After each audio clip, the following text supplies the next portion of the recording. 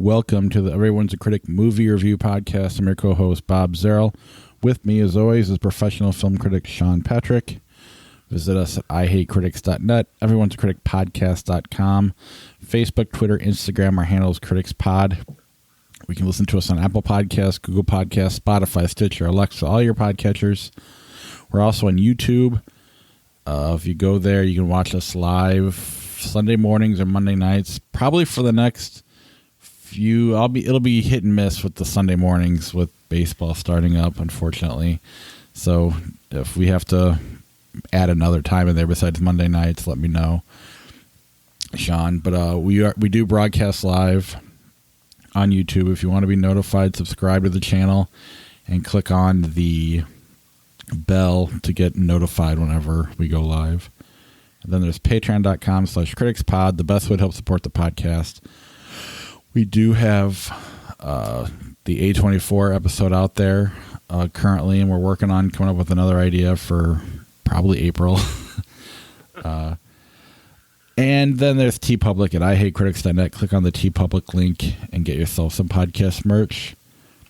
Let's just jump right into it. Could be a fairly short show, but let's see how it goes. Nobody, new to the theaters. Yeah, Nobody. It stars Bob Odenkirk in the role of a man named Hutch, who's a painfully average gentleman who he just lives a very normal life, just taking out the trash, going to his job as apparently, I think, an accountant. He is got a wife who doesn't like him anymore. Is this sounding familiar, Bob? Yeah. Sounds like my life. He's a painfully normal guy, except there's always these little things about him that are a little bit different. Like he works out hardcore. Like he runs a lot. He does like a really serious workout, and it's not overly like you're getting anything too much, but like you find out just slowly, like this guy's got a little something about him, And then, he also doesn't drive, so he's kind of an oddball all around, kind of a weird guy. And then you come to find out that secretly, in another life, after his family gets attacked in their home. Sorry, this is going to be bad. His family gets attacked in their home, and he doesn't do anything about it. He gets completely humiliated, and that kind of unleashes within him this other part of his life where he used to be a killer for hire for the U.S. government. He used to just take out bad guys and put them in the ground. If you saw him coming, you died. And he's trying to put that life behind him, but then it kind of gets unleashed after this whole situation where he gets humiliated in his house. And so he decides to go back into this life essentially one night, just riding the bus home. He gets into it with a group of guys. He kicks the holy hell out of them in this amazing fight on a bus. And one of those guys happens to be the brother of a Russian mobster. And that, of course, will lead to a big showdown with him and the entirety of the Russian mob, which is kind of awesome. I like this movie. This is a movie written by Derek Kolstad, who wrote the John Wick movies. He knows how to create these characters. And there are some speculations, some notable notions about this movie perhaps being in the John Wick universe. He does have some similarities where the money that he has is the same kind of gold bars that John Wick has. So maybe there's a connection there. Maybe it's just a coincidence. Who knows? But I love this character. Bob Odenkirk's incredible at playing it. And this director, Ilya Naishuller, is really cool at creating memorable visuals, especially with visual violence. Does a really great job with the visual violence. And there's also a couple of visual allusions in there to John Wick, which I really enjoyed because, again, I love John Wick. This movie isn't as polished as John Wick.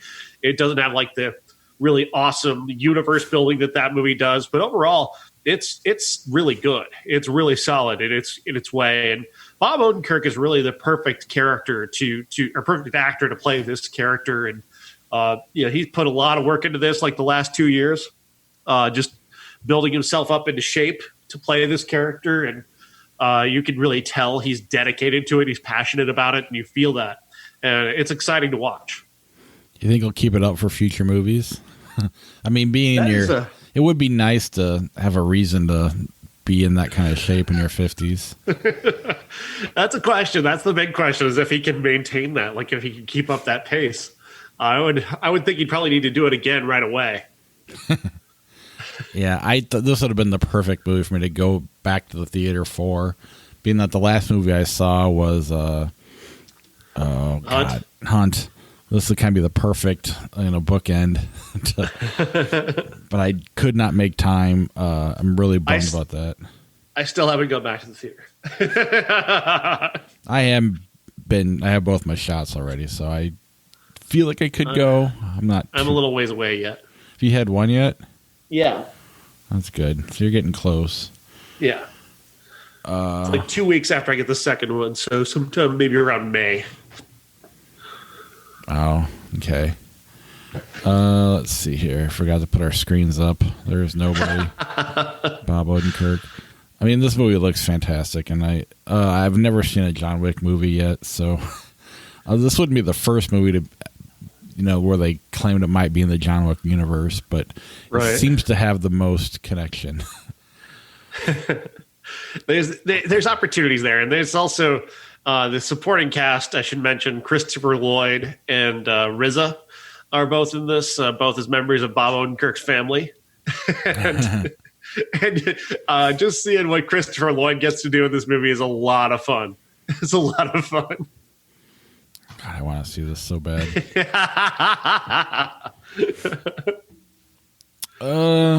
Anything else on Nobody before we move on? Go see it. It's a lot of fun. If you love big action movies, this is the one. This is a really terrific action movie. And if you got your vaccines. Yeah, exactly. All right. 6 Minutes to Midnight. 6 Minutes to Midnight stars Eddie Izzard as an MI6 spy who gets assigned to work at a girls' boarding school, which sounds odd, but this boarding school happens to be the boarding school where the top echelon Nazis all send their daughters. They all send them to this place. It's been a long-standing spot for German elite for years, and they've continued that.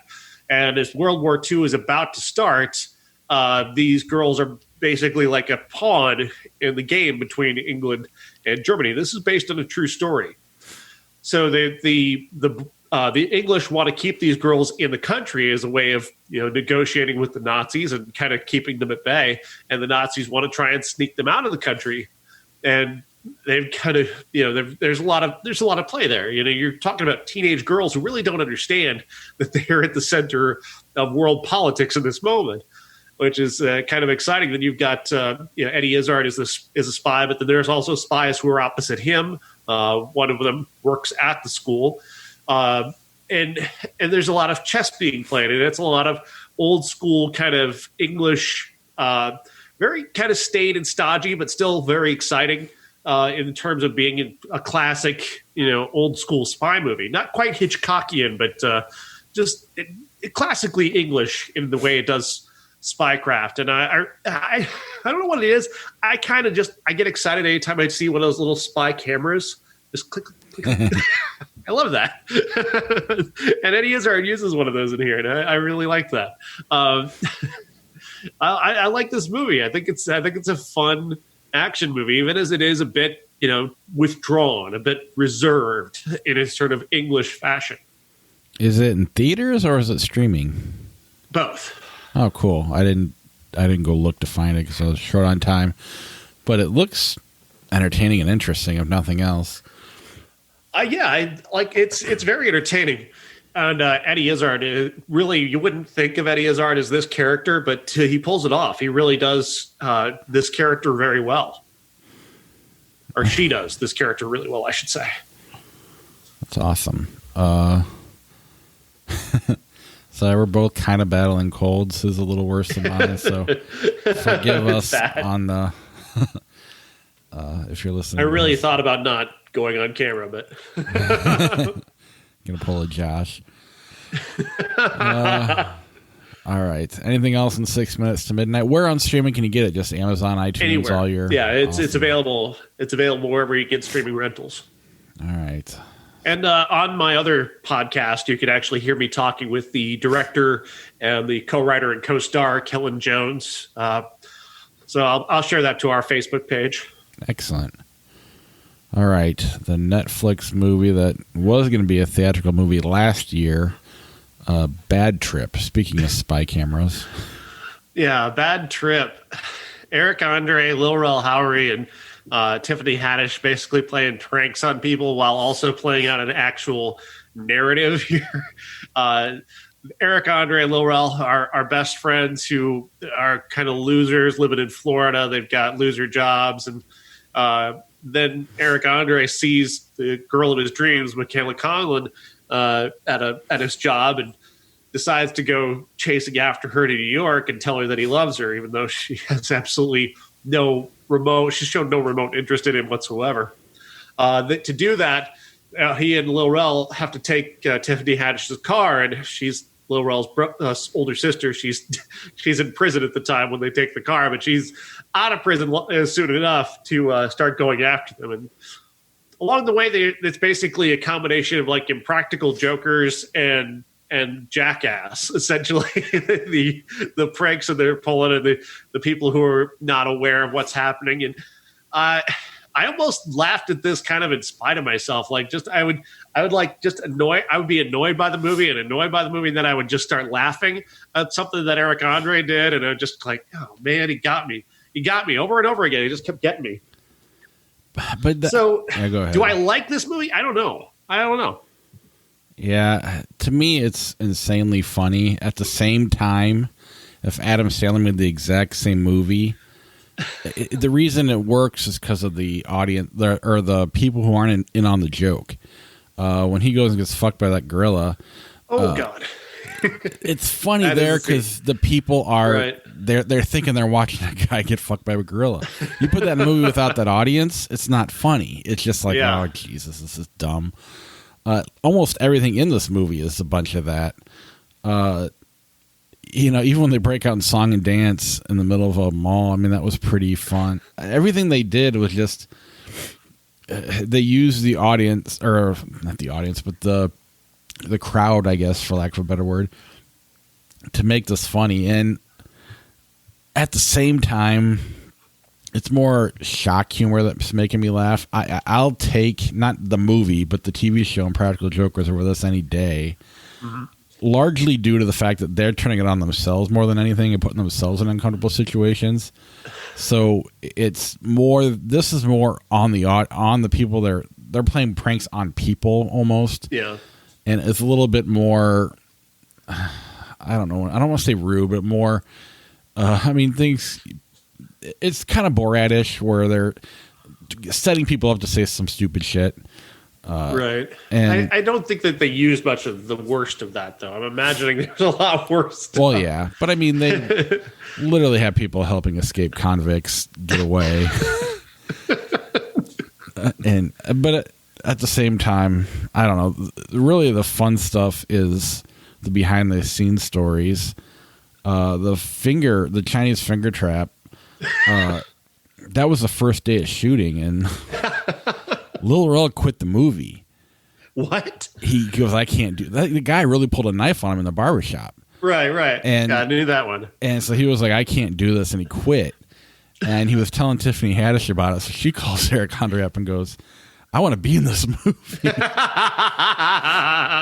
And they talked him back into going, and I knew that scene was coming, and possibly the least funny scene in the movie, really. Two guys with their dicks trapped in a Chinese finger trap. And yeah. I mean, I don't know. Again, it's all about the reactions that make it funny, and it's definitely good for, just similar to Jackass. It's one of those movies where you go, this is going to be dumb, and then you start watching, and it's not just laughter, it's like uncontrollable laughter because of, I can't believe they're doing this in front of people. Right.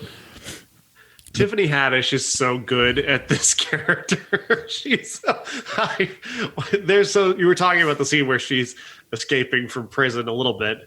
She's hidden underneath a bus, and she asks this guy to pull her out from under the bus, so he does, and then she's like, "Thank you, man, thank you." The cop comes looking like, "Did you see where'd you go? Where'd you go?" And he's like, "That way." And he's trying to help her, and then she comes back. She's like, "Give me a hug, thank you." And he's trying to get her out of there because he's scared for her, but at the she's so great. And then there's a scene where she's gonna throw Eric Andre off the top of a roof.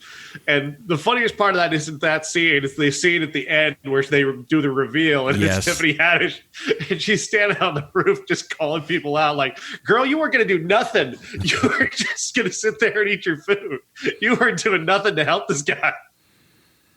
And in a lot of ways, it was the subtle stuff when she breaks into her first scene where she breaks into the laundromat or wherever the hell he works and just takes money out of the cash register and hands it around to people.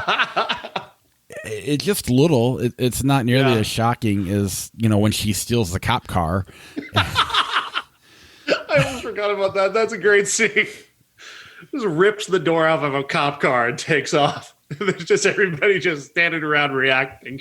I can't believe this woman just stole a cop car. But really, it's the supporting players that steal this movie. It's that lady in the diner who plays such a great role. The recruiter for the army or whatever. Yeah. It's those reactions that make it work. That was a dangerous one because you're wondering if that guy's going to say something horrible. You really are wondering if he's going to do something to Eric Andre, and he turns out to be really sensitive and caring to him. Which is what kind of keeps me, helps the movie along. There's people along the way when they get in the car accident and then start fighting that guy who breaks them up, while at the same time telling him how to get away with not. I mean, they're literally saying it's a stolen car, and the guy's like, "Well, don't tell the cops that." I don't know. It's on Netflix. It's definitely worth checking out. It isn't for your family though. It's not. We said Impractical Jokers, but that's more. While there is like partial nudity and that stuff, this is like way more. Like I said, there's a Chinese finger trap with two fake dicks in it. His balls hang out the back of him. I mean, I think they're fake, but still, there's a lot of and the gorilla that rapes him. So I don't know. Great reveal at the end of that one too, and those post credit scenes are very funny. They're almost the best part of the movie, and we missed a great opportunity of White Chicks as a classic, but neither one of us knew. No, we had no idea. That is an important plot point for this movie. Right. It is a bold approach to actually have like a narrative running through this to create that. That was really clever, and the payoff with Michaela Conklin, just get the fuck out of here. Even the dream sequences were funny, like when she starts beating up the blind guy with the stick. See, we start talking about it and naming scenes, and it gets funnier than it really actually is. But it's funny because, again, this is all stuff you can see in an Adam Sandler movie. It's just without real people witnessing it and going, what the hell's going on? So it's, I mean, I recommend it. I don't remember Bad Grandpa or even that amusement park one he did.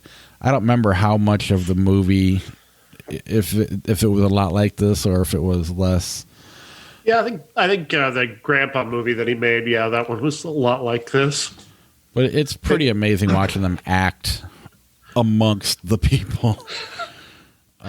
Eric Andre, I don't know.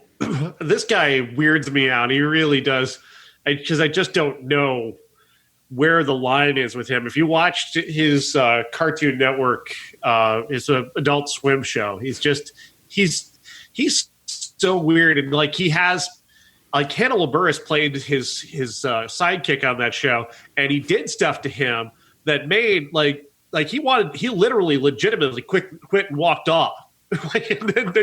and just because he didn't know what Eric was going to do, and then he brought him back because they're friends. But it's like he actually he pushes the line so much with this and with that show that you really just you can't trust anything that he does. Well, and that's the thing. I mean, I kind of mentioned it earlier. But why I prefer something like Impractical Jokers is he's putting on the people he's pranking. So I mean, he's putting them in really uncomfortable situations while, you know, on Impractical Jokers, they're doing it themselves, and it's more. I think even you said in the movie, it's less hateful. I guess that's not really the right word either, but it's just more. Maybe it's just more family oriented. It's easier to be funny when you can get raped by a gorilla, you know, than something else. I don't know. Right. Anyway, it's still worth seeing and was pretty funny. So keep your Netflix subscription for another month. Rated R. Hard R. Hard R.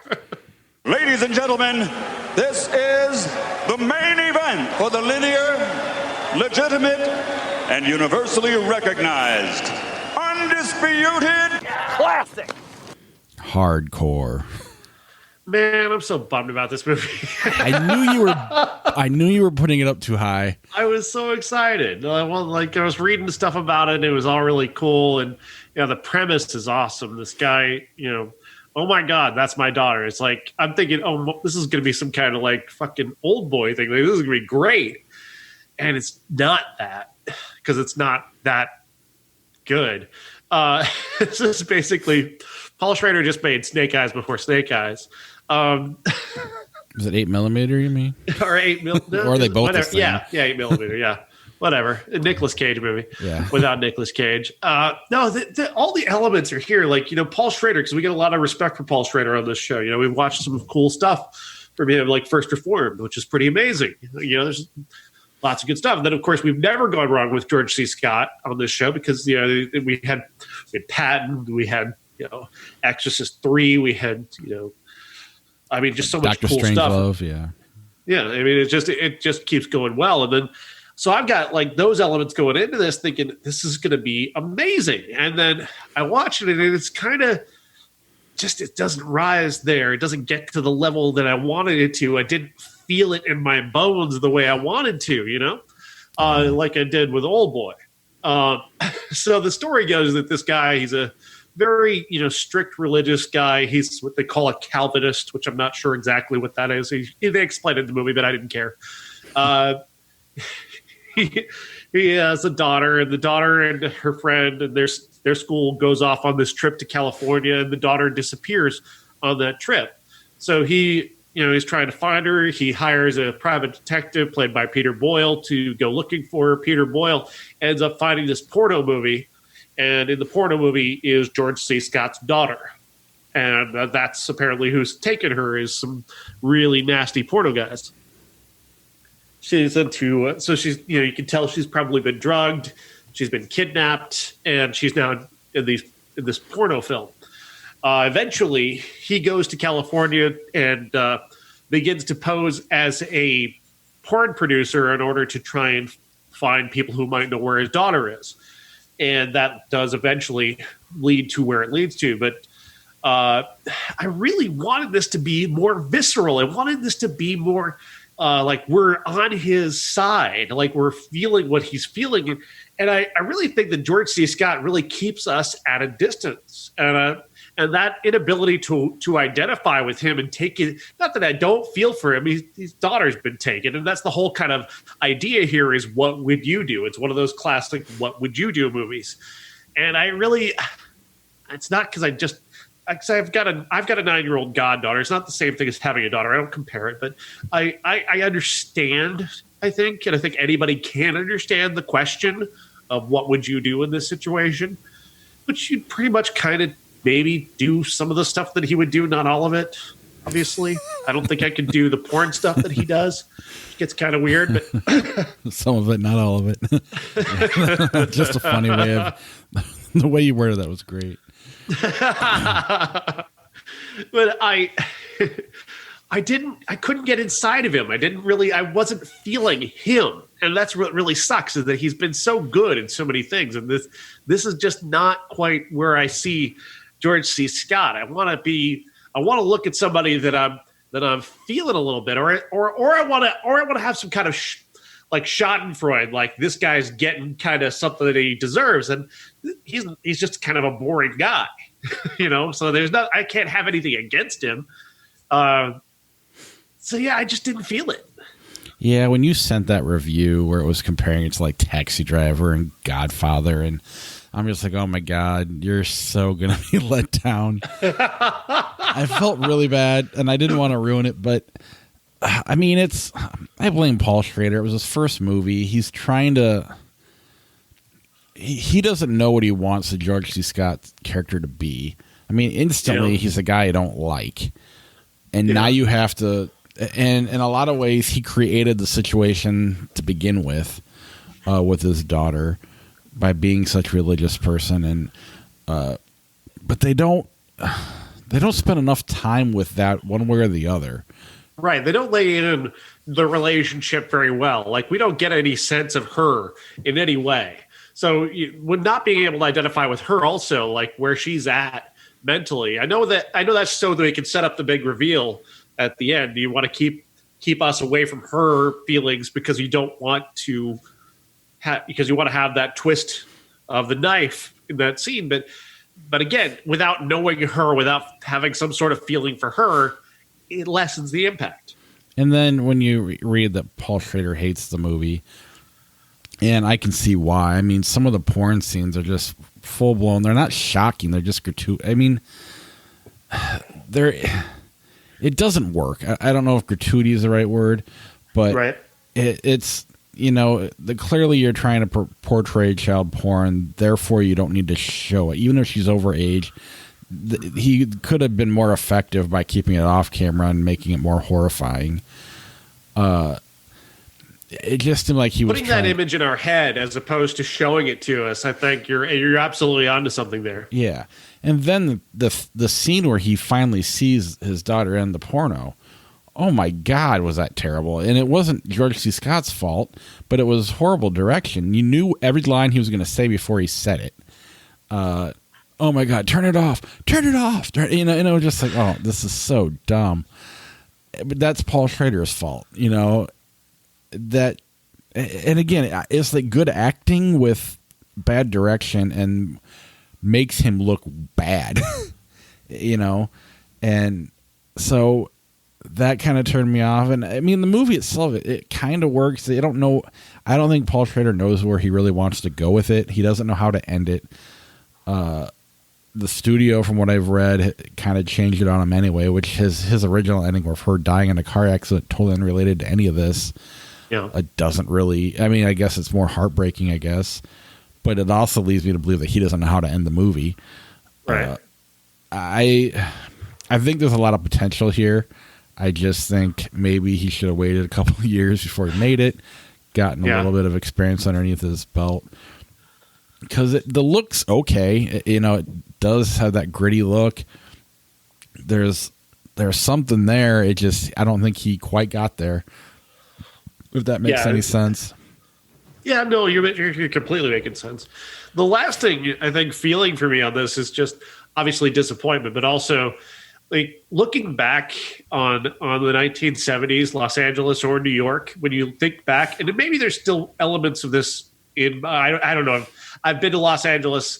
There's definitely some areas that I saw that were definitely run down and places you wouldn't want to be, but like actual like porn shops on every step of the way, like and like strip clubs everywhere. Like, is that still a thing anywhere? Or maybe Grand Rapids where this took place. I don't know, but it had me thinking a lot about how much as much as I'm not in favor of censorship, like I oppose government censorship, and I want people to feel free to enact themselves as they enjoy.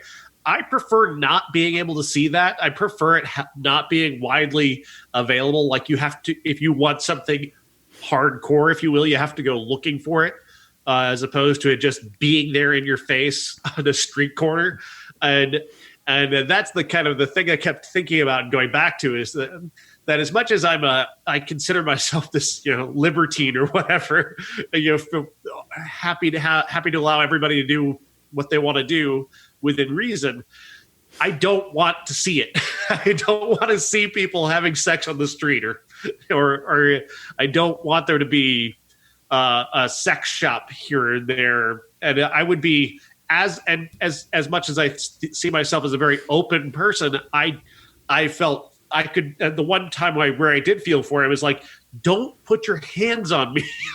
when he walks into those places where everybody's trying to have sex with him, and he's like, don't touch me. I'm like, I get that. I feel you there. Don't put your hands on me. I understand where I am, but don't put your hands on me. Yeah, no, I remember growing up. I'm from a small town called Geneseo, and outside was another smaller town, Atkinson, and this big porn shop goes up on the edge of the interstate, like the biggest building in the whole town. This giant adult sign. And nobody wanted it there except for the truckers that drove by. But it's still there to this day. Still there. Still thriving. Never been in there. I don't think I've ever. Maybe once I went in there when I was like 18. I don't remember. But there was another missed opportunity in this movie where, another girl kind of gets to be his quasi, like a daughter figure, and he gets to kind of be a father figure. And there's a scene at the end where he kind of throws her to the side, and it's not powerful like it should be. No, really, yeah. And I think it's back to Paul Schrader. There's just a few tweaks, and this could be a pretty awesome. I don't want to put it on. I don't think it'd be hard to get on the level of Taxi Driver or any of those other movies, but it could have been a solid, cult movie from the 70s. And instead, it just lacking in every department. I mean, honestly, the poster is more powerful than the movie is. Until you see the movie and you realize when he says that line is one of the worst scenes. Also, I gotta say that Peter Boyle is not very good in this either. I wasn't feeling Peter Boyle as the detective at all. That could be just my perception over time because he became more of a comic actor over time, and but I really just was not feeling him at all, and that needed to be an even more slimy character who kind of maybe becomes redeemed in a little bit way towards the end. Like that could have been better, but Peter Boyle doesn't get to the heart of that. It's all surface level, and that's what's really lacking there. Yeah, he definitely is a distraction. Again, I don't know if it's because of what he became and me doing that, but he definitely stood out as a sore thumb rather than a effective piece of the story. And he again, his sort of comic persona kind of ruins again more of that scene that was already pretty bad that you mentioned. That he's also kind of ruining that. Mm-hmm. Oh, 100%. And it makes you wonder, obviously he wrote Taxi Driver, Paul Schrader, and that movie isn't your typical narrative. And if you put someone like him who's not as much of a filmmaker, I mean, he is a filmmaker, don't get me wrong. He's made some great movies. Right. But not Scorsese level great. And at least the top-notch Scorsese stuff. And if he did Taxi Driver, what kind of a clusterfuck that would have been. It's kind of what I feel like here. Yeah. Only there's you kind of need the artist that Scorsese is to really, kind of give more definition outside the lines, as opposed to this sort of. It's like he's directing the script as opposed to the. Absolutely, he's very much directing the script as opposed to finding ways to expand upon it. Like in my opinion, there's no way Scorsese lets that movie theater scene happen. Because he'd go, oh my God, this will embarrass George C. Scott. I mean, he's more likely to have a good performance with a bad camera shot than he would a bad performance with a good shot. Anyway, anything else on Hardcore? Very, very, very disappointing. Yeah. I didn't get a chance to see this one. Another Paul Schrader movie, The Comfort of Strangers, turned It was the whole 30. reason why we watched Hardcore, and then of course it's only available on the Criterion channel, which I don't have. Yeah, neither do I. Hell of a cast: Christopher Walken, Natasha Richardson, Rupert Everett, Helen Mirren. I'm curious for sure. Yeah, I imagine he'd have evolved a great deal. He'd made American Gigolo by then, and other movies by then. Yeah. Yeah. And then the movie poster that made me have a crush on Jennifer Connelly. Career opportunities. She's so incredible. Like, she just overwhelmed. Like, he doesn't even exist. But at the same time, 40-year-old me is like, I can just picture the studio heads or some creepy guy using this young girl to. Yeah, no, that's all bad. That poster is definitely. Yeah, you got some 55-year-old guy telling how old she is here, 23, maybe 20, in her 20s for sure. More cleavage, more of this, more of that, and it's gross. Yeah, yeah. But I did like it when I was a teenager. And then the 5 Heartbeats. I don't know if you saw this one or not. It's basically like they wanted to make the Temptations movie, and they couldn't get the rights to the Temptations, so they came up with their own characters and movie around that. And that's basically what this is. It's a 60s singing group coming apart at the seams because of drugs and infighting, and I'm more talented than you, and why don't I get to sing this one, and that kind of stuff. And it's fine. And I mean, I at least appreciate that they didn't try to make the Temptations movie with no Temptations songs in it. That's always when you have a piece of shit movie. Oddly enough, early on, that is our show. We're at the 40-minute mark. Wow. Not even. We're not even there. Probably the shortest show I've ever done. Well, we still got Flick Chart, but with the meat and potatoes. Save the show, Flick Chart. Next week, though, we do have Godzilla versus King Kong. I don't know what else you're going to see. I believe The Unholy and French Exit are in theaters. I don't know. I've already seen both of those, so I'm ready to roll on those. Show. Netflix has 2 movies. One called Concrete Cowboy and the other one Warren Stories. I don't know if one's a TV show or not. I can't tell. A classic. If it's available, we're gonna try to watch the original Godzilla versus King Kong. I hope it's available though. That could be fun. It's probably better than the new one. So that's what I'm figuring. And then in 1991, Hanging with the Homeboys and The Marrying Man, the Alec Baldwin, Kim Basinger movie. So another quick one next week. But let's go ahead. Am I still sharing the screen? Can you see Flickchart or no? I can't see Flickchart right now. No. All right, that's because I screwed it up. Then let's get back to where am I at here? Zoom, come on. Not that you need to see it, but it's nice. All right, now it's back to me and you. Sorry, people listening at home. That's why you should watch us on YouTube. There you go. All right. Let's play some Flickchart and get my quarter ready. A Reason to Live, A Reason to Die. I've never seen that one. Or I've seen it Around the World in 80 Days, but I've not seen. All right, Rain Man versus Around the World in 80 Days. Oh, boy. Wow, that is a brutal choice. Both are terrible. I think Rain Man might be less terrible. I don't think Rain Man's terrible, but it's definitely gets worse with repeat viewings. Lean on Me, Pet Sematary. Lean on Me. Agreed, both from 89. Drive, 2011. Star Trek, The Motion Picture. Drive. Drive as fast as possible away from Star Trek, the motion picture. Absolutely. Movie we're going to get to later this year, Backdraft or The Three Musketeers. Backdraft. I agree. Afraid to watch that one, though. Later this year. Sneakers, About Schmidt. About Schmidt. Yeah. Signs, Good Morning from 1959. No, I've never seen that one. Signs or the Manchurian Candidate remake? Signs. Agreed. Into the Wild, Gone.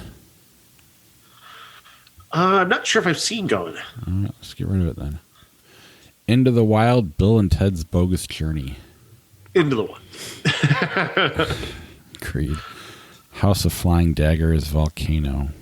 House of Flying Daggers, Over the Coast is Toast. Oh, is that movie? It was right there on the poster. I chose it too quick to read it, sorry. Fantastic Mr. Fox, Black Sheep. That's actually a difficult decision because I'm not a fan of Fantastic Mr. Fox at all.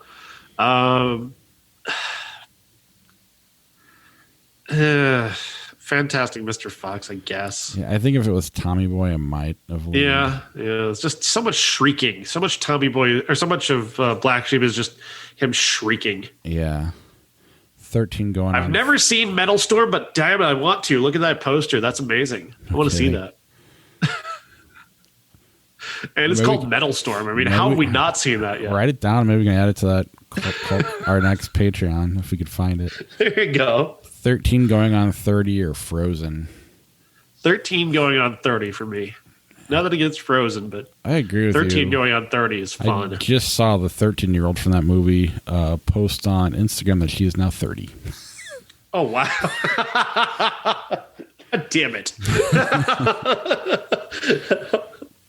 Jurassic World, West Side Story. I like both of those movies. I don't have any passion for either one. West Side Story. I'm going Jurassic World. I kind of dislike West Side Story. And George is going to go with the dinosaurs. Encino Man, Hostel Part 2. Encino Man all the way. Oh my God, did you hear the Brendan Fraser story, by the way? No, this is a good time to tell it. So he claims that he was essentially, I don't know if the words are sexually assaulted, but he was groped by the head of the Hollywood Foreign Press Association around the time of the last Mummy movie. And he tried to tell people that this happened. And after that, he couldn't get a job.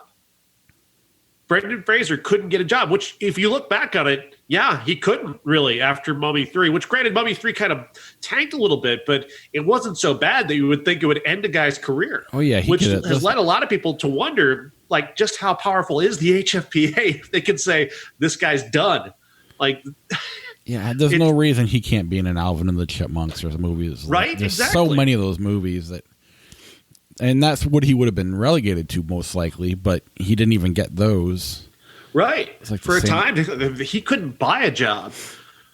And also some of that was being, he was kind of traumatized by this as well, having been groped by this guy. And the response today from the GQ piece that this is now, I think this may have just come out.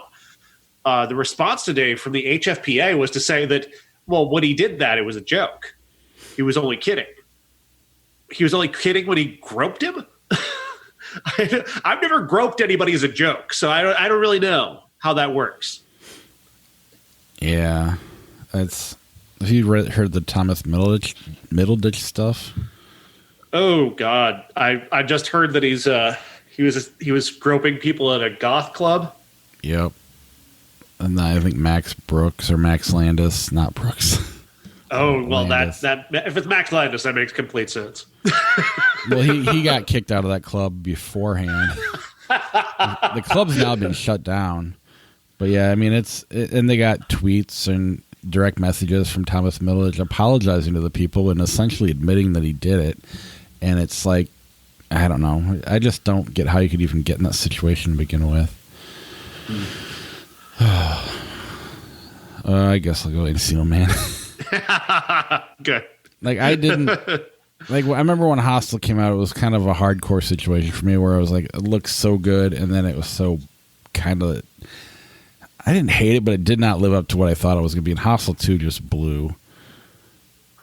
Layer Cake, Turner and Hooch. It's Turner and Hooch for me. Layer Cake is such a disappointing movie. Yeah. As much as I don't care for Turner and Hooch, I'd rather watch that. Bad Boys 2, The Last Samurai. Last Samurai. Fuck Bad Boys 2 so much. Old Yeller, Mr. Megorium's Wonder Emporium. 2 movies you didn't think you'd talk about today. Say what? 2 movies you didn't think you'd talk about today. It's true. It's my hatred for dogs being shot versus my hatred of Dustin Hoffman. Like, what do I hate more? What would I say first, the dog or Dustin Hoffman? Probably the dog. Yeah, if you had to watch 2 things, a dog being murdered or a Dustin Hoffman movie, what are you going to watch? I mean, that's a lot of the problem with any of these movies is, like, Dustin Hoffman's hard to watch anymore. He really is. All the movies I liked, the Kevin Spacey, obviously, for not just because of what he did, but because I don't know it. I mean, we talked about it with the Woody Allen thing a few weeks ago. When you start to see the realness of themselves and their art, it clearly why it worked at the time. But there's, it's not even just though that what Dustin Hoffman's been accused of, which is very shitty, and I definitely do bring that to some of his movies. You can definitely see that, obviously, in Kramer versus Kramer, but it's also that Nathan Raymond has this great quote about the Academy Awards. Winning Best Actor is kind of based, it's not so much based on the best acting, it's based on the most acting. And that's kind of how I've always felt about Dustin Hoffman. That was like a glass shattering moment for me about Dustin Hoffman, because he really, when it comes to acting, he does the most acting, as opposed to just acting the character. He is the most acting of characters. He acts everything. And it's just, I can't unsee it. I can't unsee that. Why is it less annoying with Jack Nicholson, though? Because he's a lot like that, too. But for whatever reason, maybe it's the characters he's playing. Nicholson's just, I think he's a lot more relaxed, honestly, than maybe not as the Joker, but like the best parts of As Good as It Gets are when he's just kind of relaxed and just kind of not, throwing himself into the scene. Well, yeah. But I mean, he's definitely thrown himself in the scene. Like the thing about Schmidt, is a great performance, and he's not overly throwing himself into every scene. Right, but you named 2. But I mean, let's go The Shining, one for The Cuckoo's Nest, even The Departed. He is, and it's awesome. I think it just feels more natural from him as opposed to Hoffman, where you can it feels like it's like a puppet where you can see the strings. Right. Yeah, that makes sense. So we're voting for the dog killing. Yeah, we're voting for the dead dog over Dustin Hoffman. Sherlock Holmes, A Game of Shadows, The Dukes of Hazzard from 2005. Sherlock Holmes. Yeah. Formula 51, Nurse Betty. Nurse Betty by a mile. Formula 51 is such a garbage movie. I walked out of that piece of shit. I walked out. Have I told you about that? No, I don't even know what it is. There's a scene in that movie where Samuel L. Jackson is dealing with a group of bad guys who are sent to kill him, and he gets them to eat a bunch of laxatives, and they just start shitting everywhere. They just start shitting. It's nonstop shit. And it's like, the second they just started shitting, I got up and walked out. And I was the only one in the theater. So, well, and you sat through some shit stuff before, and movies you've liked. I've seen Sallow. Zack and Mary's got a pretty gross shit scene that you didn't. I've done an entire somebody else's podcast where I talked about shit scenes in movies. Like Hall Pass has the best shit scene in any movie ever. Which one was that? That was with Jason Sudeikis and Owen Wilson. They get the Hall Pass from their wives. Oh, yeah, I remember the movie. What was the shit scene, though? Sudeikis is he's getting sick, right before they're about to actually culminate and actually have sex with somebody who aren't their wives. And he ends up in the bathroom and just blows shit all over the shower, just everywhere. I don't remember the exact context of the joke, but it made me laugh. I think it was probably the shock value of it just made me laugh. Yeah. But Formula 51 is just, fuck that movie all the way. Life of Pi, The Lord of the Rings, Fellowship of the Ring. Life of Pi. Agreed. Split Second from 1992, Rucker Howard, or The Secret in Their Eyes. Honestly, I can't say. I've seen the remake of The Secret in Their Eyes. I've not seen the original. So You've seen Split Second, though? No. Okay, let's just get rid of them both. Spanglish Dune. Spanglish? Yeah, I'll dip my toes back into Dune later on, but my memory was not fond. As much as I try to like David Lynch. Keyword is that effort I'm putting into liking him. Yeah. A Prophet from 2009. Crazy Stupid Love. I can't remember if I've seen The Prophet or not. I have not, so that makes it easier. The Mask of Zorro. Crazy Stupid Love. Crazy Stupid Love. Agreed. The Virgin Suicides. Tropic Thunder. Two really, really, really good movies. I know Tropic Thunder is kind of out of favor because of Robert Downey Jr.'s character, but that's the whole joke of it is that. But nevertheless, people are sensitive to that. I understand it. You're missing the point. The Virgin Suicides is the better movie. Man, now you're making me feel bad for thinking the other way around. I'll flip it anyway. Oh, you win. Virgin Suicides. George picked. When Harry Met Sally, Robin Hood, Prince of Thieves. When Harry Met Sally or Kevin Costner's ass. When Harry Met Sally. I mean, I do have I love that movie because just of nostalgia only. That's, yeah. You know, we talk about really my nostalgia starts in like 90, 91. Everybody's like Goonies and this and that and Indiana Jones. And I'm like, I watched those all like once. Robin Hood, though, I watched a million times. I will say, I mean, Rickman is amazing in that. Oh, yeah. They cut his heart out with a spoon. Why a spoon? Body of Lies, Rookie of the Year. It's Rookie of the Year. He's a cub. He's a cub. Come on. Gary Busey's great in that movie. Yeah. And the other one's kind of forgettable. Do you remember Don't Say a Word? I do not. It's Brittany Murphy. It was one of the most famous commercials of the time. She drove everybody crazy. That commercial drove everyone insane because they showed that commercial so many times, and the end of the commercial was always her saying, "I'll never tell," over and over again. It just drove people insane. I remember now. I'm sure I've even seen it, but I've forgotten. A Home at the End of the World is the other movie. I don't remember that one. That's definitely a better film, yes. I kind of like that movie. Okay. No memory of either. Crawl Space, Honey, I Blew Up the Kid. I don't think I've seen Crawl Space. I'm going to get rid of both of them because why not? Shallow Hal, Lord of the Rings, The Two Towers. Shallow Hal. I agree.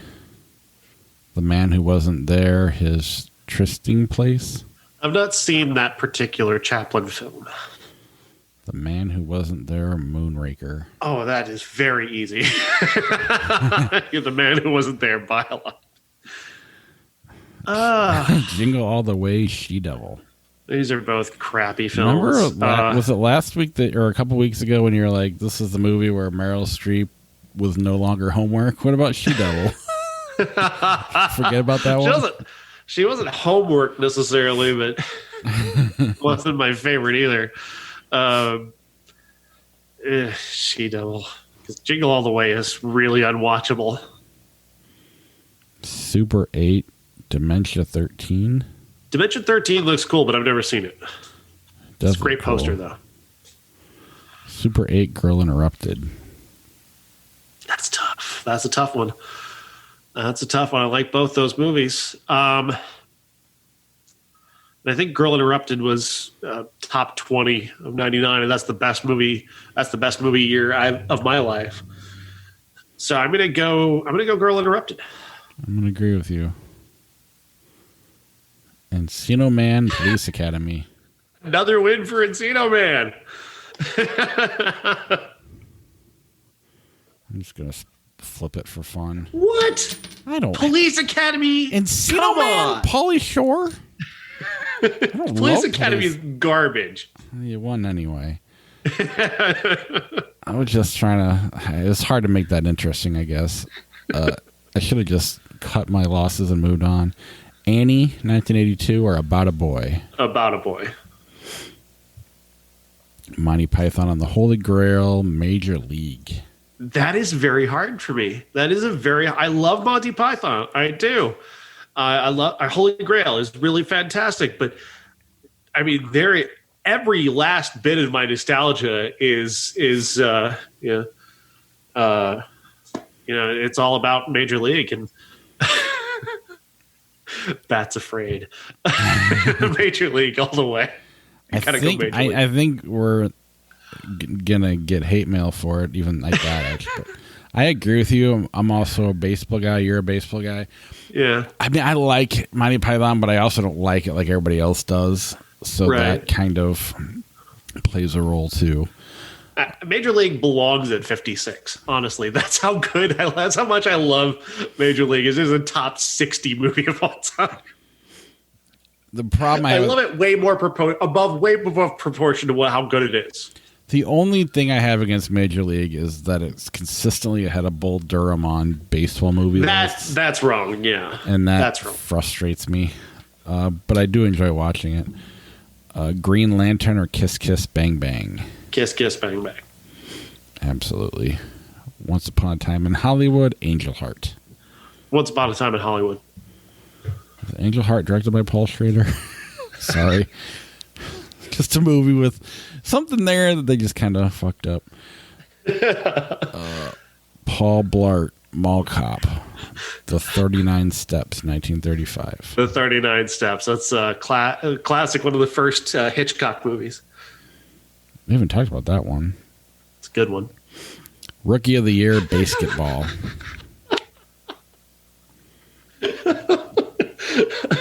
I have a soft spot for basketball, but not for the guys who made it, so I'm going Rookie of the Year. I'm going basketball. How can you not like the guys that made it? They're like the smartest writers in Hollywood. They're all right. Tails. Have you seen the newest episode they did? No. I don't watch South Park. It's so... I've watched South Park since the movie, honestly. It's as good as it ever was. I mean, I guess I can't say Simpsons got worse. I just stopped watching it. Right.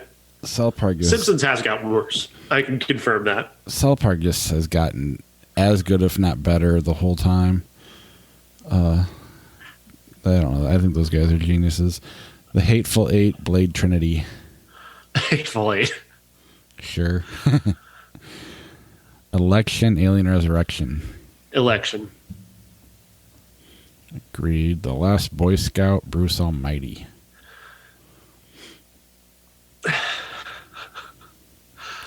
Bruce Almighty. That's not going to be a fun rewatch. I remember loving Last Boy Scout. Yeah. But can't imagine that's going to go well. I mean, the opening scene isn't the guy running like a football player gets to the end zone and shoots his defender or something like that. Yeah. It's weird. It's crazy. But now, looking back, kind of dumb. Right. Atonement, A Scanner Darkly. Let's see. I mean, I know I've seen Sorry, I fell asleep just in the middle of the title. It's Scanner Darkly. The Replacements, Daddy Day Camp. Oh, good fucking Christ. Fishing with Gandhi.